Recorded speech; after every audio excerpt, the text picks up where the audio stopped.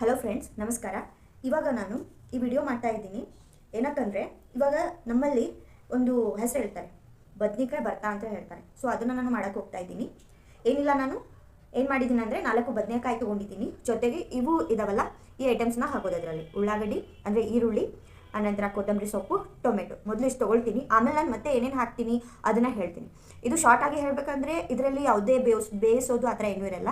Just direct ಇದನ್ನೆಲ್ಲ ready ಇಟ್ಕೊಂಡು ಬದನೆಕಾಯಿ ಸುಟ್ಕೊಂಡು ಆ ಬದನೆಕಾಯಿ ಒಳಗಡೆ ಎಲ್ಲ ಐಟಮ್ ಹಾಕಿ ಡೈರೆಕ್ಟ್ ಕಲಸಿ ತಿನ್ನುವಂಥದ್ದು. ಸೊ ಇದನ್ನು ಹೆಂಗೆ ಮಾಡ್ತೀನಿ, ಯಾವ ರೀತಿ ಮಾಡ್ತೀನಿ ಅಂತ ನಿಮಗೆ ತೋರಿಸ್ಕೊಡ್ತೀನಿ ಈ ವಿಡಿಯೋದಲ್ಲಿ.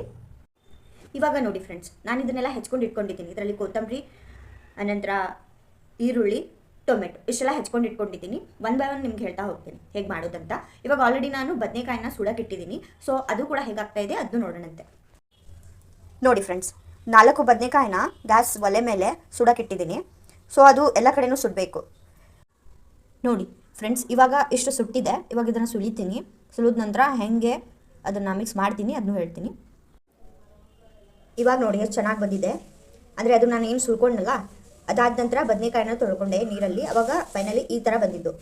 ಇವಾಗ ಇದನ್ನು ಮತ್ತು ನಾನು ಆಲ್ರೆಡಿ ಯಾವ ಐಟಮ್ಸನ್ನ ರೆಡಿ ಇಟ್ಕೊಂಡಿದ್ದೀನಲ್ಲ ಎರಡೂ ಮಿಕ್ಸ್ ಮಾಡ್ತೀನಿ.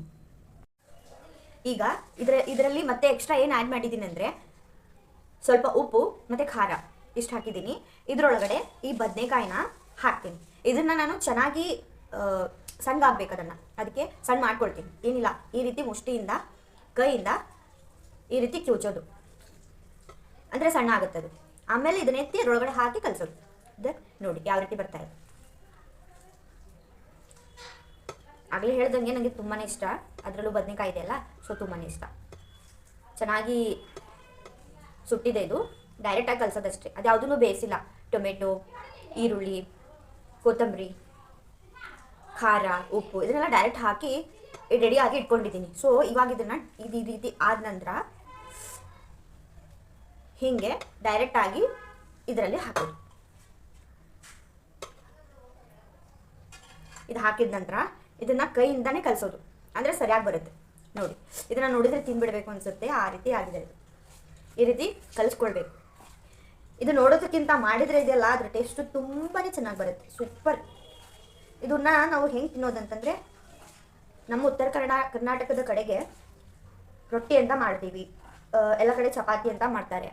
ಅದರಲ್ಲೆಲ್ಲ ತುಂಬಾ ಮಸ್ತಾಗಿ ಇರುತ್ತೆ, ತುಂಬ ಬೆಸ್ಟ್ ಬರುತ್ತೆ ಇದು. ಇದನ್ನು ತಿಂದರೆ ತುಂಬ ಟೇಸ್ಟ್ ಇರುತ್ತೆ. ನೋಡಿ, ನಾನು ಇಷ್ಟೇ ಮಾಡಿದ್ದು. ಇದಕ್ಕೆ ಯಾವುದು ಜಾಸ್ತಿ ಒಲೆ ಬೇಕಾಗಿಲ್ಲ, ಏನಿಲ್ಲ. ಜಸ್ಟ್ ಈ ಥರ ಹಾಕಿ ಕಲಸಿ ಮಾಡಿಬಿಟ್ರೆ ನಮ್ಮ ಬದನೆ